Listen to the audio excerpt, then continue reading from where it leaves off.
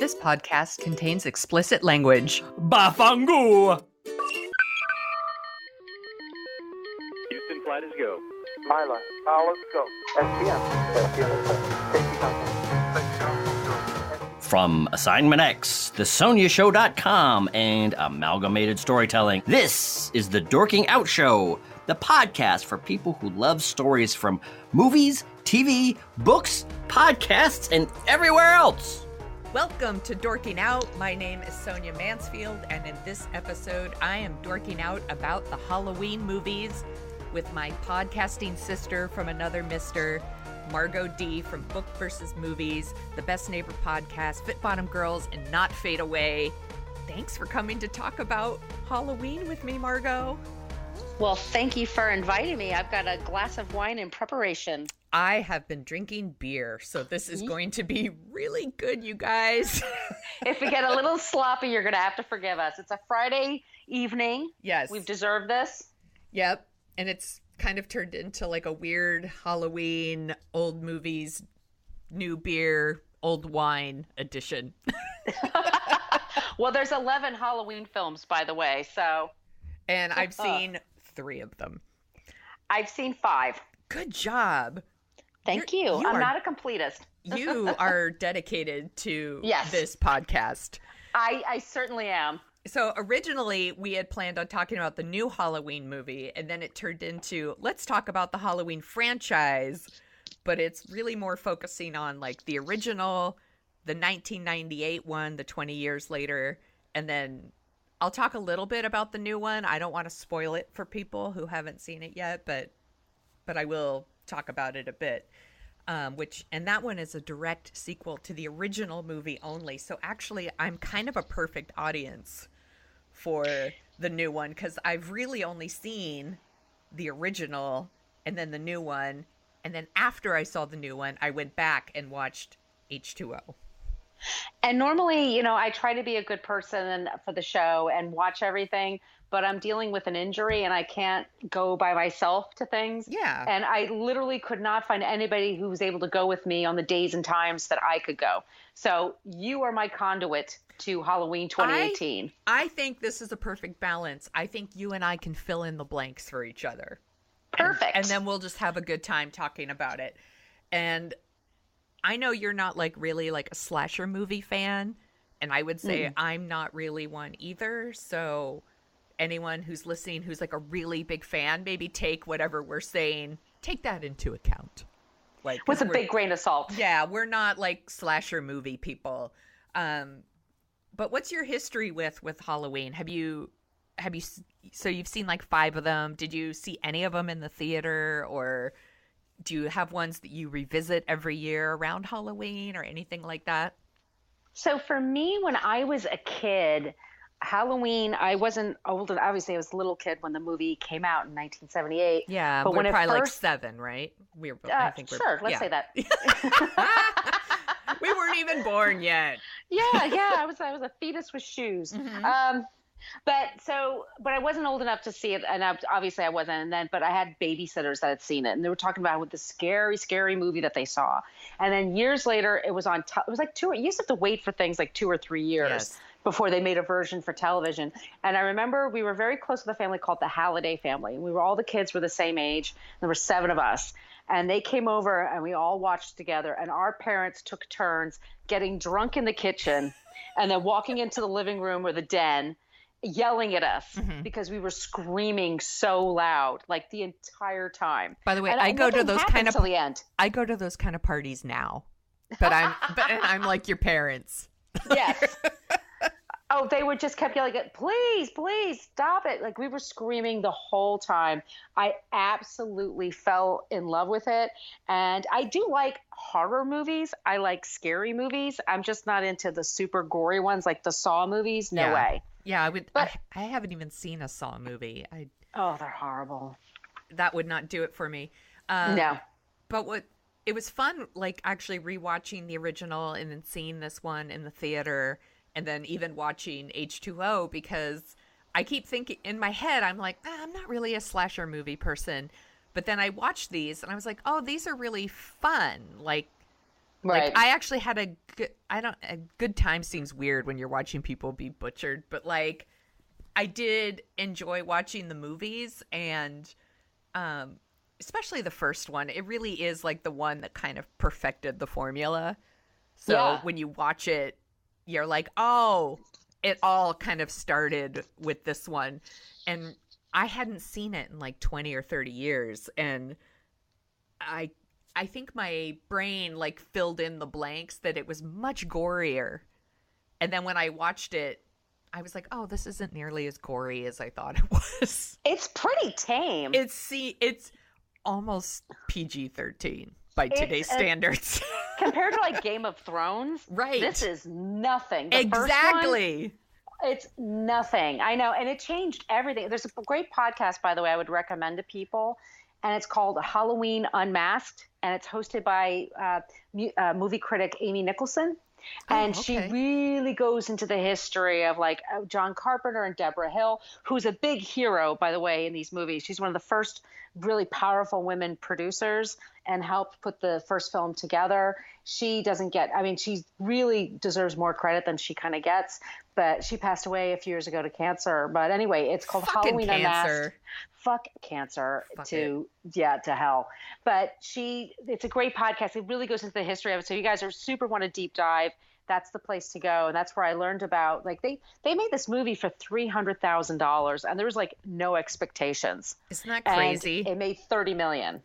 It was one of the highest grossing independent movies of its time. Yes. And it changed everything. Yeah. It really is like the template for, I mean, you watch this and then you watch something like Scream, which is basically making fun of movies like Halloween, and Halloween it was first. Yes.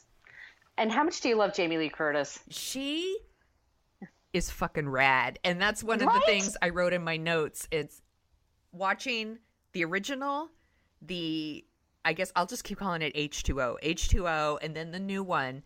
What all of these movies have in common is how fucking rad Jamie Lee Curtis is. Like, she's always awesome, and she's just awesome in all of these movies. Like, she's really good. Like, I love her in these movies. Like, she's really strong and she's really smart.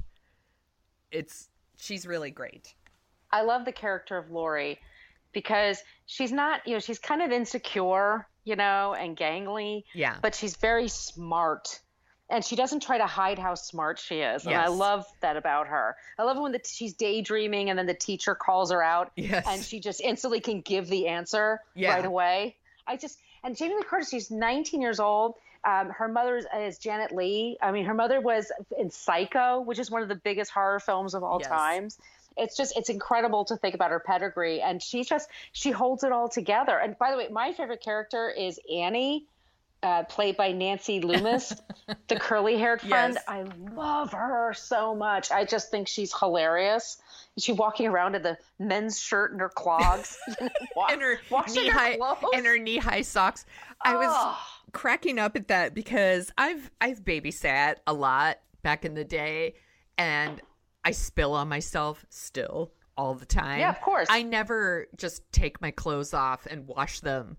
You don't throw a sweater into a washing machine. What are you, an idiot? And by the way, so I smell like butter. Like, you don't think first to wipe it off and see how much you can. Yeah. But she gets like the tiniest stain on herself, and she's like, time to get naked. And the washer and dryer just happens to be outside the house. Right. You kids stay there. You'll be okay. I'm just going to walk over. But I love her. I just think she's hilarious. I like her in PJ Souls as Linda. I love PJ Souls. She's so great. She was in Carrie. She was. Which is the movie Margo and I are going to talk about our next episode of Book versus Movie. I feel like she was in quite a few, like 70s, early 80s. Stripes. Right? Yep. Yeah, Stripes. That's the other one I'm thinking of. She was really cute. One of our listeners actually reached out and said that he thought he could come up with a new drinking game where our listeners drink every time you and I say someone's adorable. So PJ Souls, she's adorable. Everything about her is adorable. It's true. By the way. Drink. Yeah, and everybody drink. drink. And she was engaged to Dennis Quaid at the time, who was like adorable to like 1,000 degrees. Oh, she's so lucky. He was hot stuff. Smoking hot. I'm sure he's breaking still away. I'm sure he's still hot stuff. But he is. Actually, did you ever see The Big Easy? Yes, of course. Oh my gosh, smoking hot. So hot. Anyway. So what else should we say about this one? Donald Pleasance as Loomis, like the worst psychiatrist ever. He is the worst psychiatrist ever. Terrible at his job. One of the other things that was cracking me up about these movies is why are they always transporting Michael Myers to different hospitals on Halloween? And why is it with no like guards? Like he's super dangerous. Like when he drives out of the place, the nurse drives him out of the place, and there's like patients wandering around in the dark in their night clothes. What? The dude kills people on Halloween. It's obviously a trigger. How about we don't transport him to other hospitals on Halloween? In the middle of the night, on Halloween. Why don't you wait a day? Wait till election day or something. It's like waiting for the full moon to transfer the Wolfman. It's stupid. It's so funny too. Like the first thing is that his sister so Michael Myers, his sister is like 15, 16, invites her boyfriend over. Her parents are out having dinner. 1963. Yeah. And so it's like, and seriously, they've timed it. It's like 70 seconds. Like the boyfriend shows up, has sex with the girl, and runs out. Like he's a teenager. To be fair, I get it, he's a teenager.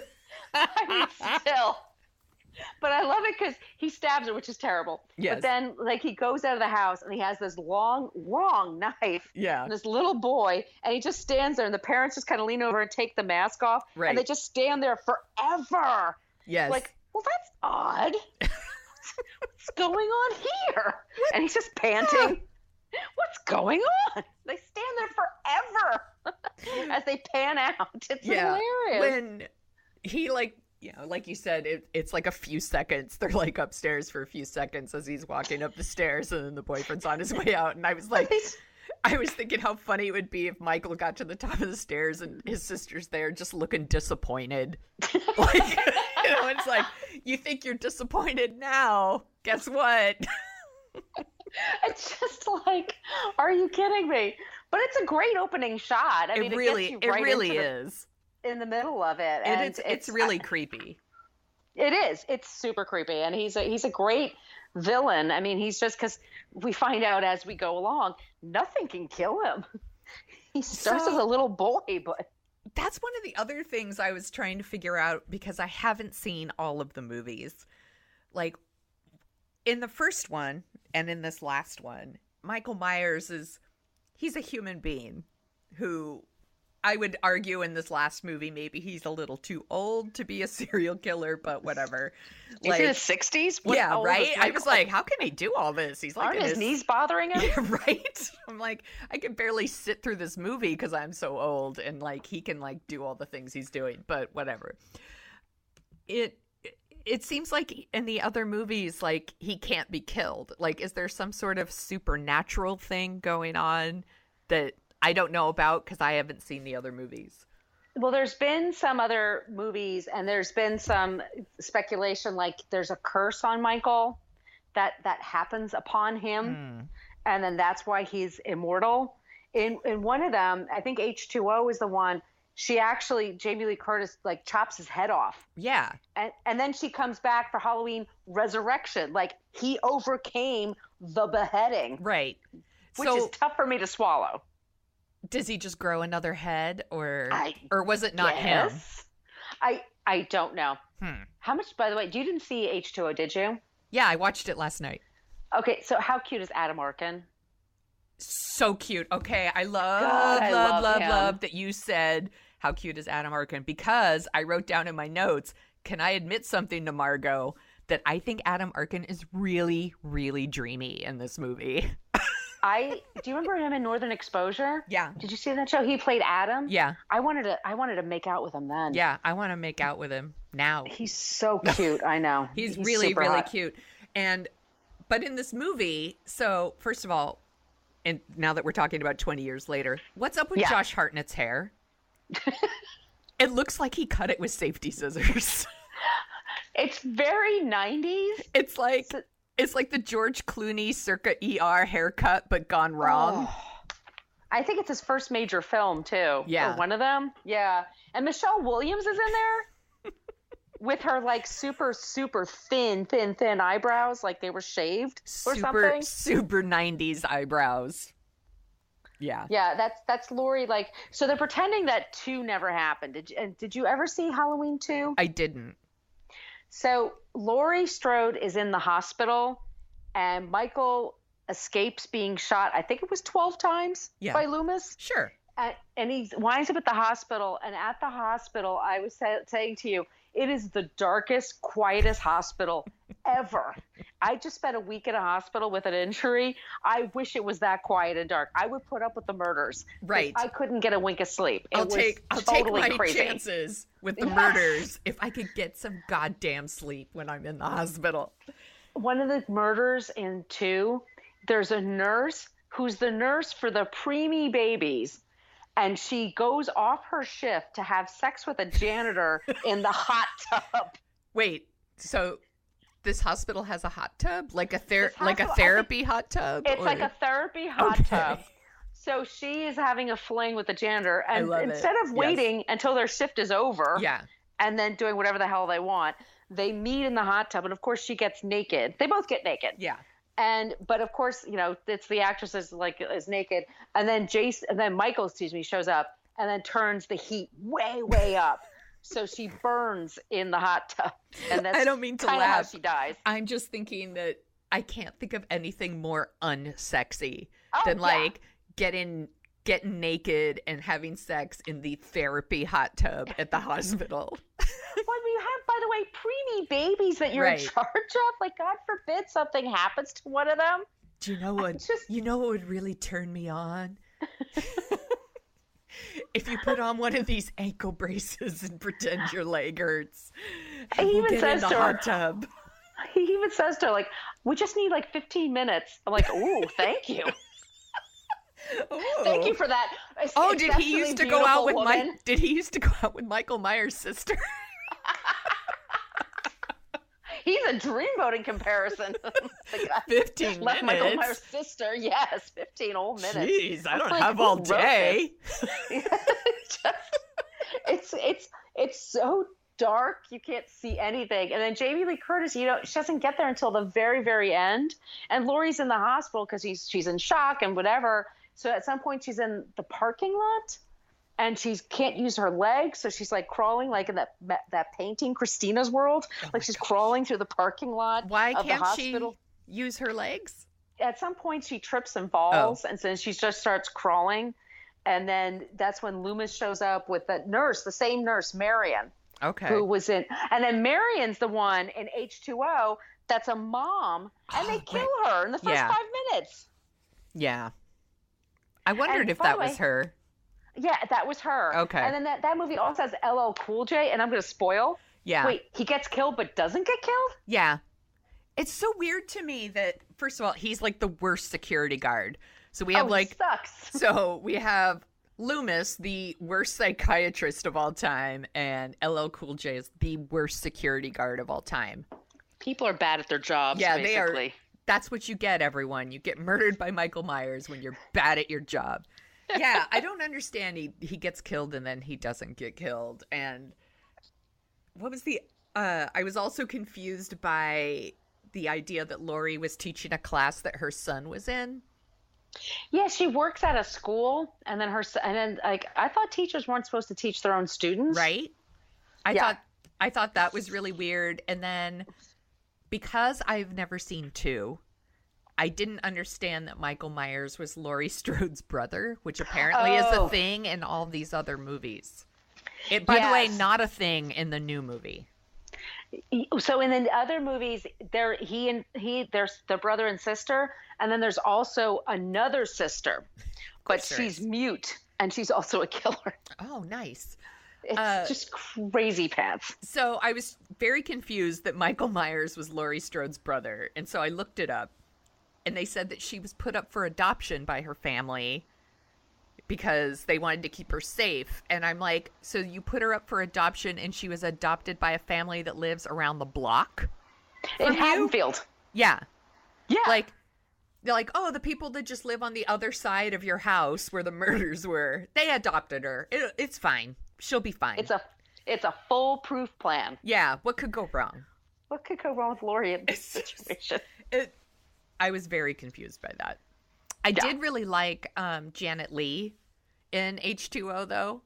Yeah, she was great. As her secretary or assistant or whatever. Like, that was cool to see. It was kind of my favorite part. It was supposed to be PJ Souls. Oh, or it was written for her, but she didn't understand the part, or she wasn't sold on it properly. Yeah. So then they got Janet Leigh, which is, like, I think, a better choice too because of her pedigree. Yeah. Well, and I like the part where she says, "Let me get all maternal with you." Like, I was like, "Aw." Inside jokes. I like that part, and I like Adam Arkin. That's pretty much it for me with that movie. Yeah. It's fine. I mean, I saw that in the movie theater, and I saw it with a group of friends. You know, we screamed and we had a good time, and then we just did our own thing after. It doesn't stick with you. And then I forgot all about Resurrection, which happened a couple of years later. And that's the one with Busta Rhymes, right? Yeah, Busta Rhymes. Yeah. Oh, my God. Okay. Yeah. Yeah. So tell me about 2018. I need to know. I really, really like this one. It's really good. It's almost like Laurie Strode's Logan, or like her Last Jedi, like kind of taking this iconic character that we've spent all this time with and making her like older and wiser and crazier, if you want.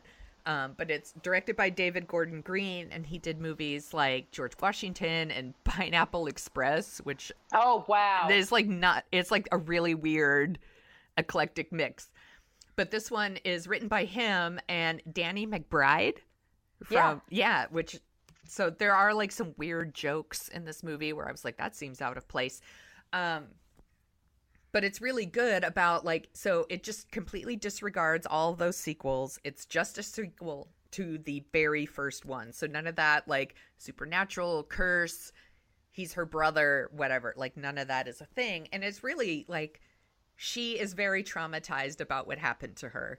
And she lives in like a house in the middle of nowhere, and she's turned it into like a big booby trap. She's kind of like a doomsday prepper. She's got like a basement filled with canned food and, you know, security lights everywhere. And she's raised this daughter played by Judy Greer to be like a survivalist too. But they've kind of had a falling out, and Judy Greer has a granddaughter. And of course, you know, once again, they're like transferring Michael Myers to another hospital on Halloween, and you know, he gets out, and what do you know, he goes around and he starts killing people. But it is really good at it. It really is like Jamie Lee Curtis's movie, and she's so good in it, and you really feel for her. And I really like the relationship with her and Judy Greer, and there's this really nice touch, and I'm not gonna like spoil a bunch of stuff and talk about all the kills and stuff like that, but they go to see the cops show up at Judy Greer's house with her husband, and it's Halloween, and she's wearing a Christmas sweater. And I just and there's no mention of it. There's no like nice sweater or her going, I don't like Halloween, so I'm wearing a Christmas sweater, or any of that. It's just this little nice touch of obviously she hates Halloween, and that she looks at Halloween as like the kickoff of like to Christmas, basically. And I just kind of like this funny little touch. It made me smile. Oh, wow. I wish I'd seen it. You could still see it. It's, yeah, you know, it's made a gazillion dollars. It's gonna play for a little while in the theaters. I wish we lived in the same town. I would take you. Oh, I know. You would hobble me out of my apartment, wouldn't you? I totally wouldn't think twice about it. I know. I will definitely see it. I'm a huge supporter of Jamie Lee Curtis. I always just personally like her. Yeah. I find her to be smart and adorable. Yes. Drink. Yeah, and I drink. And yeah, I always like her, whatever she's doing. And I wish I had seen it. Is it scary? It's definitely got scary parts. And I would say it's definitely a little gorier than, say, the original for sure. But it's really good. And I thought this was funny, and I thought maybe we could talk about it if you saw it. But there are these podcasters in the movie. Oh, right. I heard about this. And I was going to like kind of get into what we think about these podcasters. I'm like, as a podcaster, like, what do we think of these podcasters? And they're annoying, basically. And one of them is killed. They do like have a whole thing where like, you know, they fight Michael Myers, and it's in like a gas station bathroom, and it's the grossest bathroom you've ever seen. So it's like my nightmare twice over because it's like the like disgusting, nasty gas station bathroom, and then the idea that you're being hunted by a serial killer. Oh, yeah. I hear they're very unprofessional, or it's a very goofy version of a podcaster. For sure. They like just the way they record things, like they're driving in a car and they're recording while they're driving, and they're just weird people. Like very unprofessional, pay for sources, whatever. I think they're supposed to be like a serial type thing. We're supposed to think that they're like serial, but I guess we should think it's cool that podcasters are so mainstream that they could be in a big budget horror movie, but meh. Let me ask you a random question. Do you dress up for Halloween? Sometimes. It's been a while since I've like gone full on Halloween costume. Like I keep cat ears around. Yeah. I have Groucho glasses. I've got like a space gun kind of thing and a helmet kind of thing I can wear on the fly. You know, on my block where I live in Brooklyn, like on my avenue, it's super, super quiet. But the avenue right below me, it's like thousands and thousands and thousands of kids show up. Yeah. It's a whole thing. So over the years, I've just become like, ugh, when it comes to Halloween. Because if I don't have a Halloween party to go to, then it's just too many. It's just way too many kids where I am. What about you? We don't get trick-or-treaters to our house, but it's kind of similar to you. Like 2 blocks down, it's total madness. And we take our kid down there before the madness starts and let him trick-or-treat.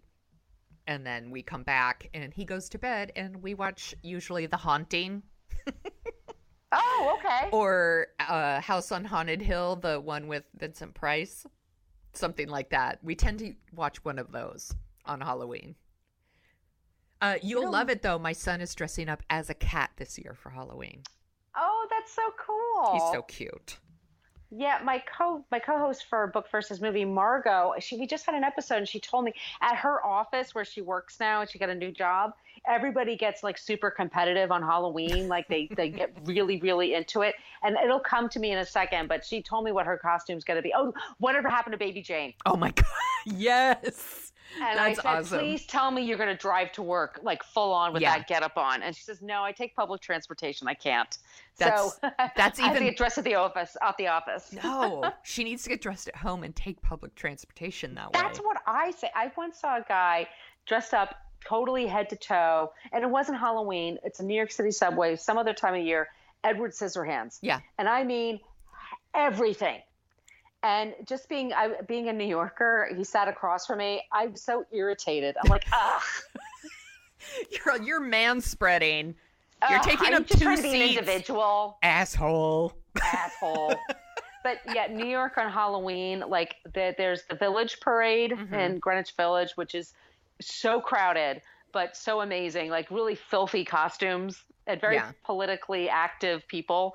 And then in my neighborhood, it's all about the kids. Yeah. So yeah, it's a little bit of a mixture of both. San Francisco people are dressed up all year round here. Yes. So like if I'm on public transportation and there's like, you know, someone dressed as a bear and like someone dressed as a clown, I'm like, of course it's Thursday. Like I always see that. But like on Halloween, like it is like, it's more, my neighborhood I think is more kiddie about the kids. And then if you go down to like the Castro and the Mission is where you'll see like, I'm a sexy pumpkin and, you know, stuff like that.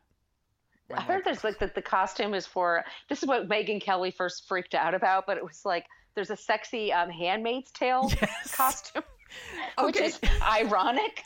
Did Did you see how many people put that on my Facebook wall? Like, here's your Halloween costume this year, Sonia, because for like 15 years, I've been like, why?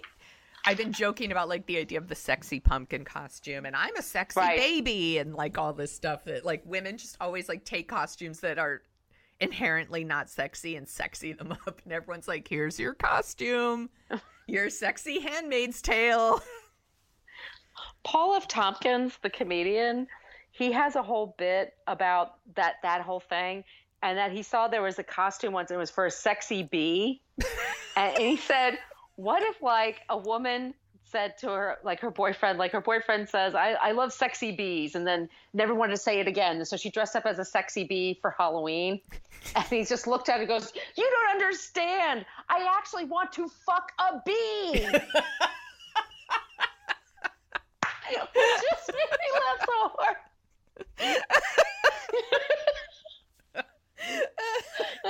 That makes me laugh stupid hard. Yeah, right? You're not getting it. I want to fuck a bee. I'm cheating on you with a bee. Oh, that's hot. I used to work at Stone Ridge Mall. We talked about this before. Yes. At a store that sold dance aerobics kind of stuff, leotards and shit. And every year, sometime in the last week in August, we had to switch over to Halloween. And we sold Halloween costumes. And by Halloween itself, there was nothing left. There's like a cat's tail and like one leotard, and, you know, the crappy makeup that nobody wanted. Yes.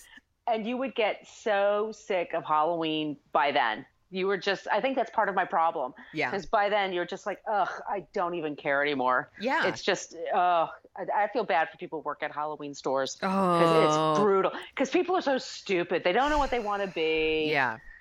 They have no imagination. They don't want to spend the money. It's just like, and kids are miserable with their parents. Yeah. No, I have some baggage. It's a shit show. If you go into one of those Halloween spirit stores, especially right now, if you walked in right now, it's ridiculous because most of the Halloween parties are this weekend. So if you went in right now, it would probably be slim pickings, but also like just people like, there's just shit everywhere. Like nothing's put back where it's supposed to be. No, like you costumes give up. on the ground. Like it's awful. It's awful because I've been in there like right before Halloween because I was like, oh, I need a cape or something, something stupid. And you walk in and it's, oh no, nightmare material. And nobody cares. And they don't care. You lose all hope. Yeah. You just lose your will. You just kind of, And then that's like, guess what, sweetie? You're going to be an evil ballerina. Here you go. A tutu and devil ears. Here you go. I'm a sexy cookie. I want to fuck a cookie.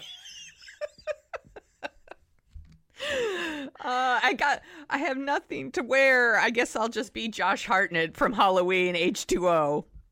I'm gonna give myself a horrible bowl cut, an awful uneven bowl cut, and wear a weird black choker. The fashions for that time are so bad. I don't think the movie's very good if I find myself concerning myself with their hair, their eyebrows, or because the whole thing is like these teenagers, him and Michelle Williams, and their two rando friends that are obviously going to die. Going to be killed very quickly. They're like Michael Myers bait. They don't go on some school-sponsored camping trip, and they find like a random like room in the school that they're gonna spend the weekend in and like fuck the whole time, I guess. And like they go down there and like they have like 500 candles down there. I saw that too. And I was like, where did they get all these candles? And also, isn't it like 200 degrees in there now? Because it's California. Yeah. Yeah. I love that Michael Myers made a road trip, by the way. Like they should have. He wants Lori. Nobody else will do. They should have showed him like driving. I would have liked that movie a lot more. Actually, Michael Myers driving across country, just stopping at rest stops and killing people, and like the music's like eastbound and down, loaded up and killing. Like dear, and like he's just stopping off and like getting a Snickers bar and killing people. You know, that's how like how low the bar was. Like for the time, it got very well reviewed. Yeah.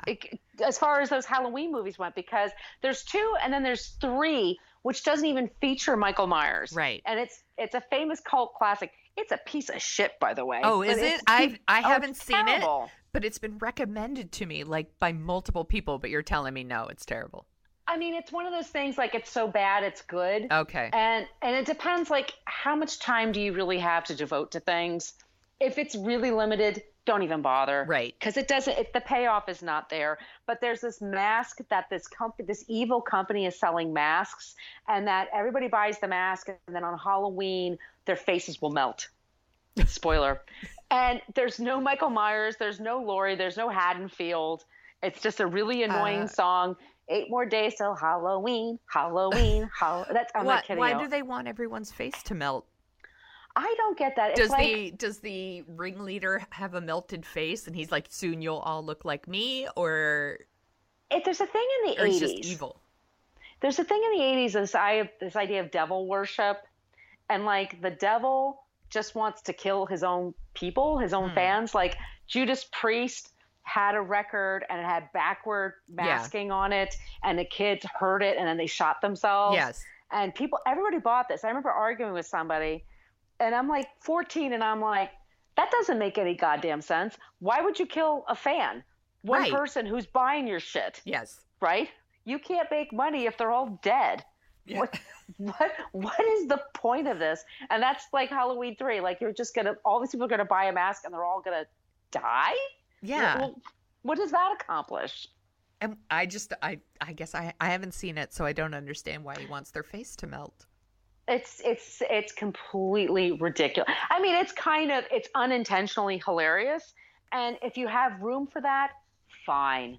But if you have kids and a job and very little time, no. See, you'll be fine. You understand me, Margo. Yes, because that's why we're friends. This is why I can't watch it then, because I don't.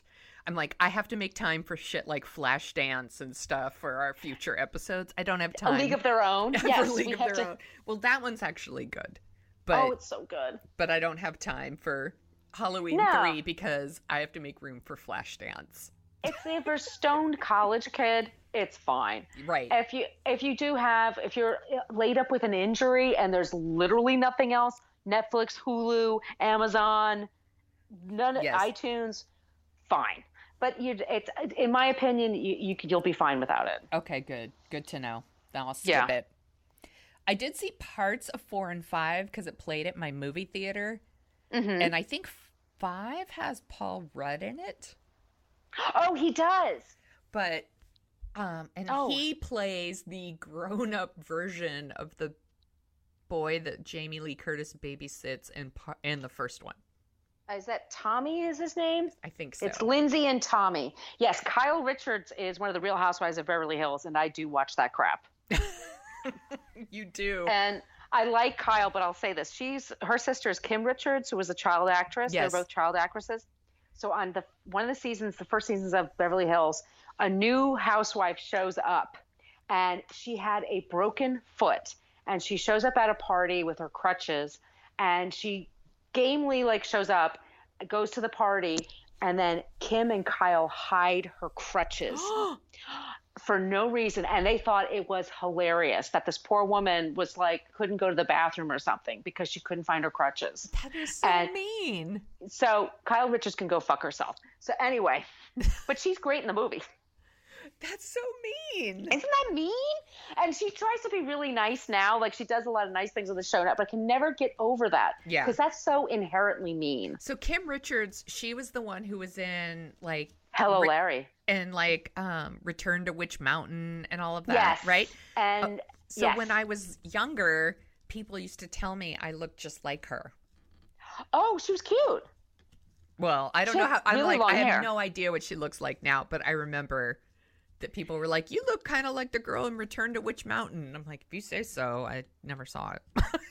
Yeah, those Disney movies I did see. Yeah, and she was on a show called Hello, Larry. Okay. And she was on she was in an 80s movie. Oh, goddamn, with James Spader. And there's, it'll come to me. She had very, very long blonde hair. Yeah. Yeah, and very pretty. And then Kyle was a little younger, and their mom got them into show business when they were really young. And now Kyle married a really wealthy real estate guy, and then she's on Real Housewives of Beverly Hills. Okay. Anyway, she was a little kid in this movie. Okay. And so he plays, so Paul Rudd plays Tommy as a grown-up. Yes. Okay. And I like Paul Rudd. I don't know. I love Paul Rudd. And I think in part 4, it's supposed to be like Jamie Lee Curtis's daughter. Oh, yeah. Right? And the 4th one that he's chasing around or something like that.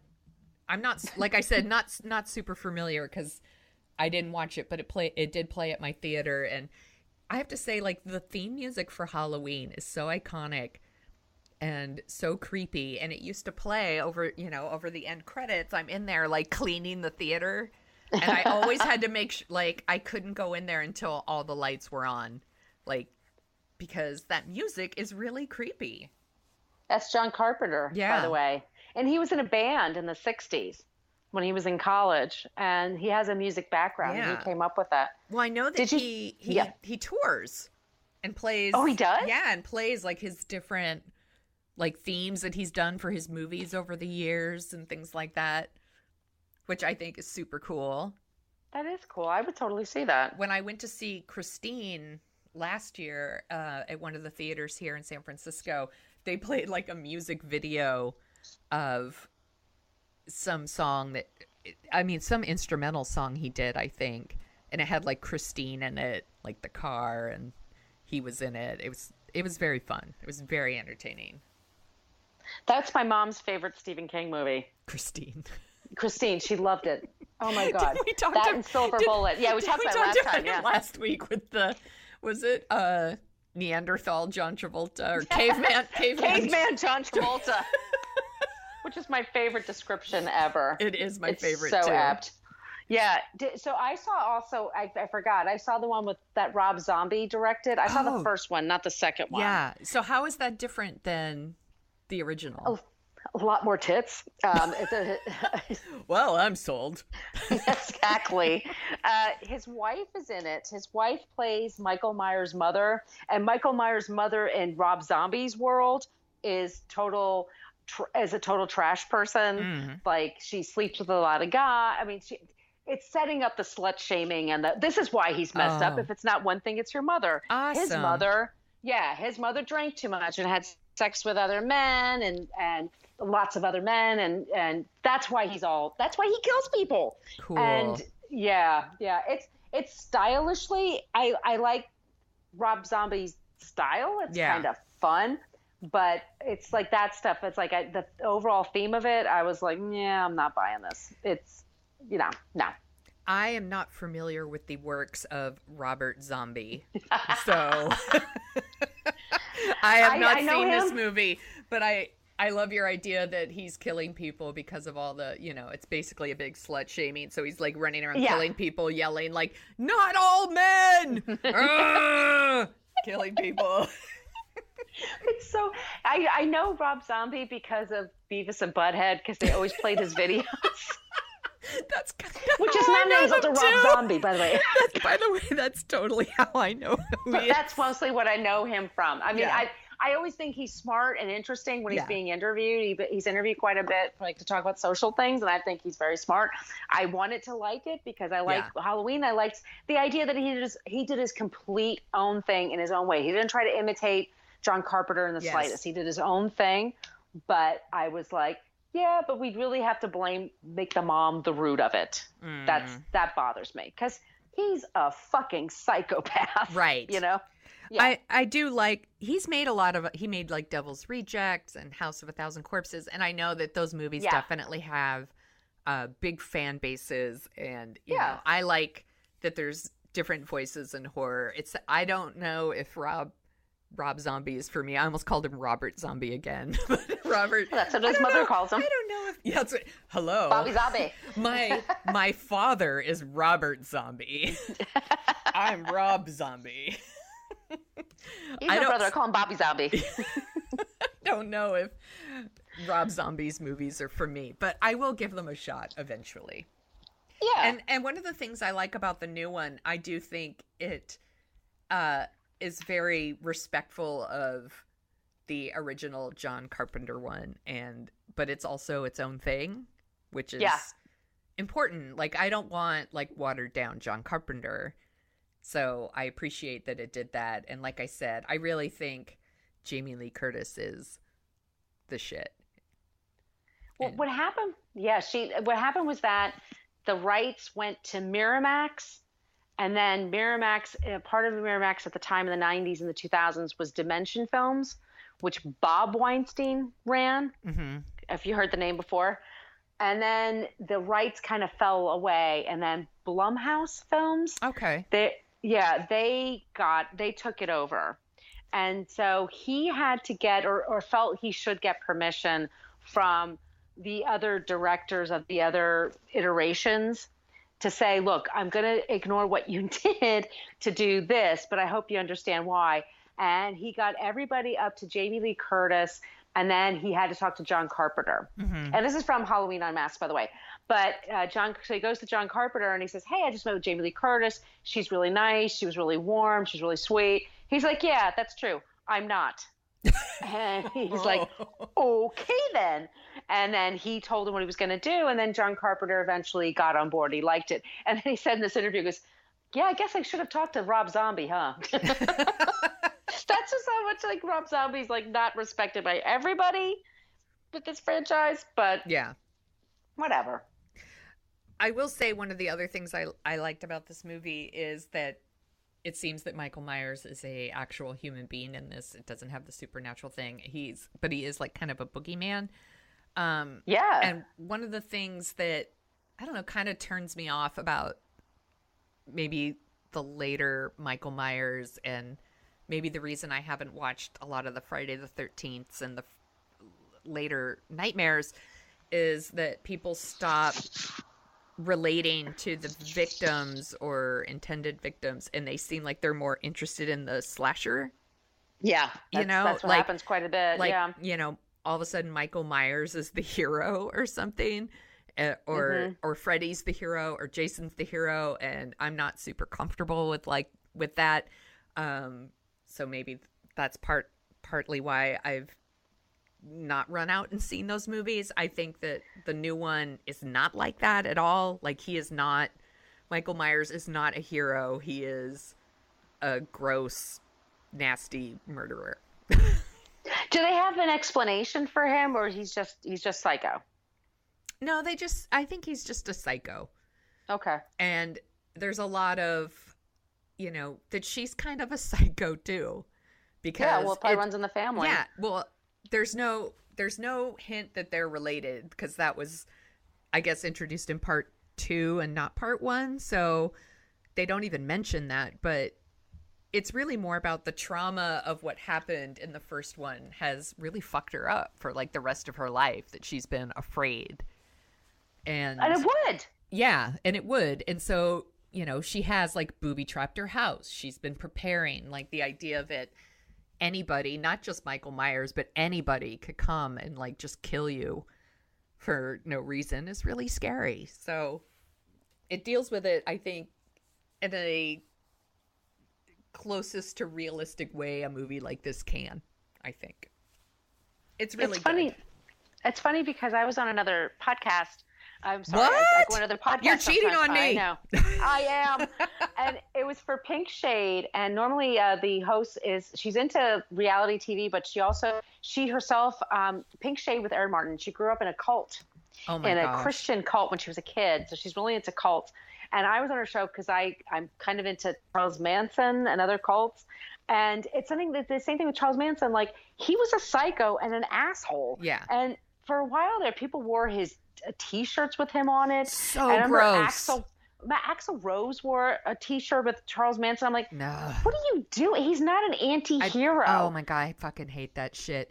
What cult was she in? Does she say, or does she? Oh, she did. I'm not remembering it. The guy recently passed away, but her podcast. She just launched a new podcast called Cult Talk. Oh, okay. And and she's talking with her mother as her first guest because her mom and dad were one of the first people to join, and then they eventually left.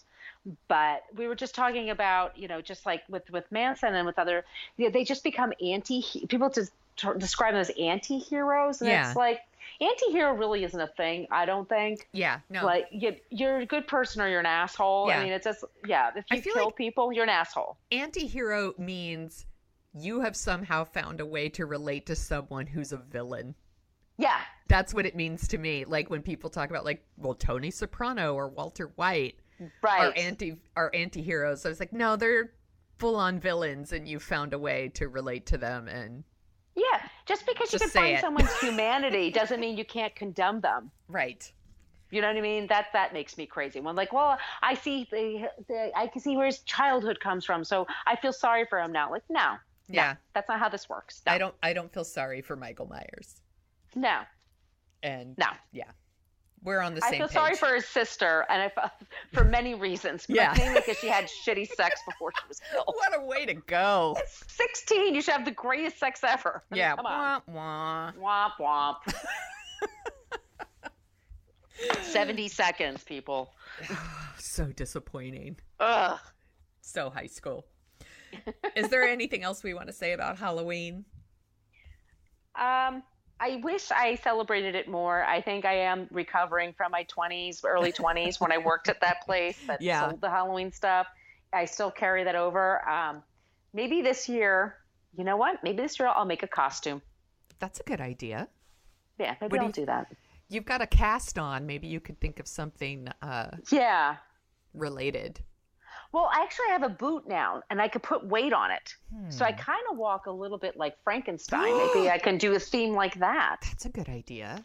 Yeah, I have like a heavy walk. That's or maybe maybe Igor from Young Frankenstein. I kind of do that little limp thing. Oh, do it. Oh, yes. Marty Feldman. Do it. I have all kinds of like random costumes that I just keep in my closet, like kind of like your cat ears. Yes. So I have like a Star Trek dress, and I have like an R2-D2 outfit, or of course you do. Of course I do. I have, Princess Leia, things like that. This year my son actually cares about Halloween, which has never happened before. So he has to be a cat, and then my husband is going to be a dog, and I am going to be a mouse. Aww. Because we're big on family costumes. We're really gross that way. But I really, really wanted Calvin to be a cat and my husband to be the mouse, and I could be Cheese. That's what I wanted. Did you ever see the SNL, the girls' night out, the girls' Halloween night? No. Oh my God. Okay. After we're done recording, you need to look it up because it's the funniest thing ever. Like 3 of the girls are getting ready to go out on Halloween. Now I'm just going to describe this for everybody. So stay tuned, everybody. And one is a cat, and one is a mouse, and one is a cheese. And she wears like a little headband with like cheese on it. And it shows them getting ready. And they're like, it's so good that just us girls are going out. And I love being the cheese. And this is really cute. And then it cuts to like 5 hours later, and they're all shit-faced and like throwing up in the gutter, and like one of them's like, why'd you make me be the cheese? I look stupid. You need to watch it. It's really funny, and I've lived it, and I so desperately wanted to be the cheese, but maybe next year. The best thing Saturday Night Live did in a long time was a few years ago was the video, and it was Sex in the Twin Bed. And it was about girls that brought their boyfriends home for the holidays. I know exactly what one you're talking about. It's the best. Oh my God. Now I'm going to watch that one after this too. That's a really good one. Yeah. So this was really fun as always. Where can people find you on the internet? My other shows are the Fit Bottom Girls podcast, Book versus Movie, the Best Neighbors podcast, and Not Fade Away podcast. And the best thing to do to find me is on social media, especially on Twitter and Instagram, is at Brooklyn Fit Chick, and my blog is brooklynfitchick.com, and all the shows that I work on, I post there, or I post on Twitter. So that's the best thing to do. Awesome. What's next for Book versus Movie? Is it Carrie? It's Carrie, and then we have a few really kind of fun things coming up in November and December. Margo and I were actually going back and forth, and we're planning out for the year. Cool. And we got some cool. We might do Die Hard in December. I didn't know Die Hard was a book. It was, and I have my Kindle not within reach. Oh, wait, hold on. I can tell you right now. It was a book originally, and it's... Let me look it up. I didn't know this. My niece is obsessed with Die Hard. It's like the best. I should find it's Roderick Thorpe, and it's called Nothing Lasts Forever. Okay. And that's going to be one of the ones we do in December. All right. I'm writing that down. Yep. Because I'm going to get that for her. She'll love it. And she doesn't listen to the show, so she won't know. But Carrie is the next one, and we're psyched. We did this a few years ago when we first started the podcast, but we didn't know what we were doing, and we recorded this weird old-fashioned way. It sounded like we were on, two tin cans, like screaming across a room. Oh, my God, it was so bad. So we're starting to redo some of our older episodes, and that should be really fun. I'm a Carrie completist. I've seen them all. I was just going to ask, totally into it. Has more versions of Carrie's probably come out since then? There's a 2002 TV movie that they were going to turn into a TV series, and then in 2013, but it never happened. And then 2013, the Chloe Grace Moretz, they did a version. It was Kimberly Pierce was the director. That's the one I was thinking of. Okay. Yeah. So you can find the Dorking Out Show at dorkingoutshow.com, and you can find it on Twitter at Dorking Out Show, and you can find me at The Sonia Show, and I'm trying really hard not to tweet so much about politics. And you can find us on, I said us, it's just, it's me, on Facebook. Just you now.